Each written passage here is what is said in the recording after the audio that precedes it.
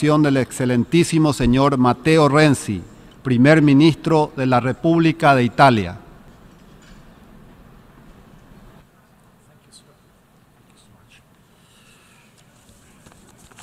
Mr. President, Excellencies, distinguished colleagues, ladies and gentlemen. This is the time to erase poverty and hunger and guarantee a safe ecosystem to the future generations. First of all, I would like to commend the action of the Secretary General and the organization elites for moving forward the debate on the new agenda for sustainable development. It's an achievement in itself. We have come up with a common agenda with universal goals to be applied everywhere, regardless of the different levels of development, promoting effective development and sustainability, breaking new ground in the way we will act in the coming years. It's both an opportunity and at the same time it's a responsibility. What we need now is a global action, finally. Each nation is in condition to try and to win this very important challenge. The Agenda 2030 envisages a truly new global partnership, not only among governments, parliaments, NGOs, business, citizens, everyone has a role to play. And an unequivocal new global deal based on 5 P: people, prosperity, partnership, but also planet and peace, a legacy to deliver the next generation. Italy is ready to make a very good job in this direction. First of all, because Italy is the first troops contributor to the United Nations peacekeeping operation, but we know we need some more important than only peacekeeping. After peacekeeping, we need an investment in education, initiatives, promotion. For these reasons, the new framework of sustainable development encompasses peace and security, rule of law and promotion of human rights, and effective and democratic governance and institutions. Mr. President, I feel compelled to take the opportunity of this extraordinary summit to speak about the absolute drama that is unfolding since too long now over the Mediterranean Sea. Shores that were the cradle of a civilization have become the stage for daily unjustified strains, unbelievable sufferings, and unacceptable loss of lives.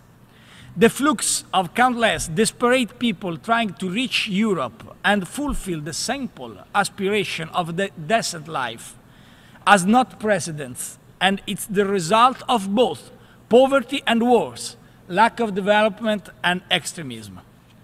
Too many have died. Many more have been rescued in the open sea. I am proud for the result and the efforts of my people.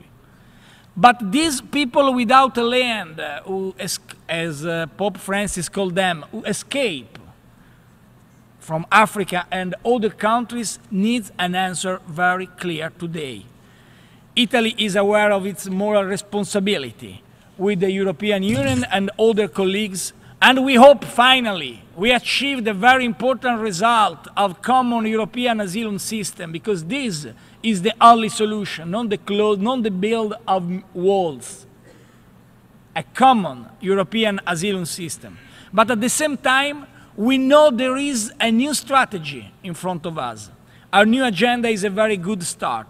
And we adhere to this Agenda 2030 in every sector. National Green Act, initiatives, particularly in the food and nutritional security, in the framework of Expo, the international exhibition in Milan, a platform that Italy offered to the world for the global discussion on nutrition. The vast majority of the countries here represented are participating, and for us this is a reason of pride. Let me recall the message that comes from Milan: feeding the planet, energy for life. A visionary motto chosen more than 8 years ago, which touched directly our discussion today. But at the same time, we are ready to work in the correct direction in every field. I personally participated in the Addis Ababa conference on financing for development. I think it's absolutely important that when Italy will lead G7 in 2017, become a country leader also in the most relevant donors. I think we can absolutely consider Italy is a place of dialogue with Europe and Africa, particularly as a bridge. Italy is a bridge geographically. I think we must be a cultural bridge.